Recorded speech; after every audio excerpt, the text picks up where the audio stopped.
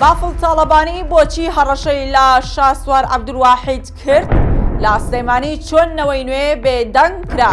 هەڵکردنی تۆفانی بافڵ تاڵەبانی ڕەشماڵی شاسوار عەبدولواحیدی لەگەڵ خۆی برد و دەنگینەوەی نوێی بەرامبەر تاڵەبانیەکان کپ و بێدەنگ کرد.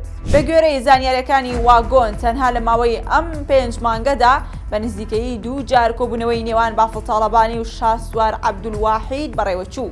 قسە کراوە کە نابێت هەندێک هێڵی یەکێتی هەیە بەزێندرێت کە دیارترینیان ناوهێنانی کوڕانی تاڵەبانیە. واگۆن زانیوێتی شاسوار عەبدولواحید بەو داوایەی ڕازی بووە و لە میدیاکانیەوە هێرشی بۆ سەر یەکێتی ڕاگرتووە و ئاراستەکەی گۆڕیوە و ئێستا ناوهێنانی کوڕانی تاڵەبانی لە میدیاکانەوە کردوتە هێڵی سوورەوە. ئەم فشارانە یەکێتی بۆ تەواوی حیزبە مەعارەزەکانە و بەشێکیان بە نامەیەک ئاگادار کراونەتەوە کە پێویستە خۆیان لە ناوزراندنی سلەیمانی و یەکێتی و کەسی یەکەمی حیزبەکە بپارێزن با پێچەوانەوە خۆیان بەرپرسیار دەبن.